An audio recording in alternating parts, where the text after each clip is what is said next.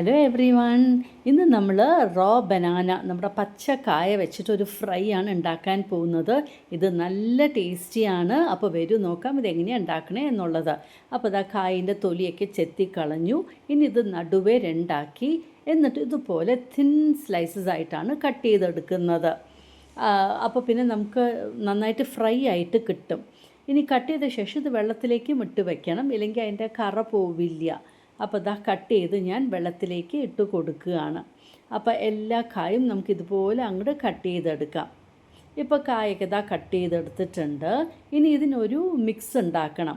അതിനിപ്പോൾ ഞാൻ 1 table spoon അരിപ്പൊടി, 1 ടേബിൾ സ്പൂൺ കടലമാവ്, 1 ടേബിൾ സ്പൂൺ റവ, പിന്നെ 1 ടീസ്പൂൺ മുളക് പൊടി, പിന്നെ മഞ്ഞൾപ്പൊടി, ഒരു 1 ടേബിൾ സ്പൂൺ നമ്മുടെ കൊറിയാണ്ടർ പൗഡർ, പിന്നെ പെപ്പർ പൗഡർ, ജിഞ്ചർ ഗാർലിക് പേസ്റ്റും ഉപ്പും എല്ലാം ചേർത്ത് മിക്സ് ചെയ്യുകയാണ്.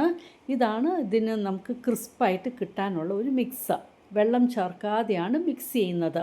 ഇപ്പോൾ മറ്റേ ജിഞ്ചർ ഗാർലിക് പേസ്റ്റും ഒക്കെ ചേർത്ത് നന്നായിട്ട് മിക്സ് ചെയ്തെടുത്തിട്ടുണ്ട്. ഇനി നമ്മുടെ കായ ഓരോന്നായിട്ട് എടുത്തിട്ട് ഇതിലേക്ക് അങ്ങോട്ട് കോട്ട് ചെയ്ത് മാറ്റി വയ്ക്കാം. ഇപ്പോൾ ഇതാ നന്നായിട്ടാണ് കോട്ട് ചെയ്ത് കിട്ടുന്നത്. വെള്ളത്തിൽ നിന്ന് അങ്ങനെ എടുക്കുകയാണല്ലോ, അപ്പോൾ നന്നായിട്ട് ഇതാ കോട്ട് ചെയ്ത് കിട്ടുന്നുണ്ട്. നമുക്കിങ്ങനെ മാറ്റി വയ്ക്കാം. ഒരു 10 മിനിറ്റ് ഇങ്ങനെ മാറ്റി വെച്ചാൽ മതി. അപ്പോൾ അങ്ങനെ നമ്മുടെ ബനാനയൊക്കെ ഇതാ നമ്മളങ്ങനെ കോട്ട് ചെയ്ത് വെച്ചിട്ടുണ്ട്. ഇനിയിപ്പോൾ എണ്ണ ചൂടാക്കാം.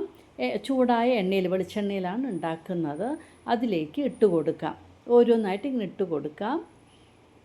അപ്പോൾ നന്നായിട്ടൊന്ന് ഒരു സൈഡ് മൂത്ത് വരുമ്പോൾ നമുക്ക് തിരിച്ചിട്ട് കൊടുക്കാം. ഇത് എളുപ്പത്തിൽ നമുക്ക് മറിക്കാനും പറ്റും, അങ്ങനെ അടിയിൽ പിടിക്കുകയൊന്നുമില്ല.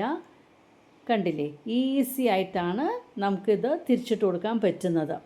അങ്ങനെ നല്ല അടിപൊളിയായിട്ട് നമ്മുടെ റോ ബനാന, നമ്മുടെ പച്ച കായ് വെച്ചിട്ട് ഇതാ ഫ്രൈ റെഡിയായിട്ട് വരികയാണ്. കണ്ടില്ലേ, നല്ല പോലെ ആ കോട്ടിങ്ങും പിടിച്ചിട്ടുണ്ട്. നല്ല ടേസ്റ്റിയുമാണ്, നല്ല ക്രിസ്പായിട്ടും ഇരിക്കുന്നുണ്ട്. അപ്പോൾ എല്ലാം നമുക്കിതാ ഇതുപോലെ അങ്ങോട്ട് വറുത്തെടുക്കാം.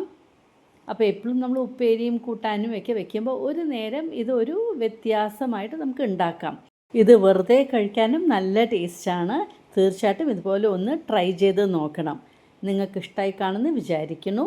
Thank you for watching my YouTube channel.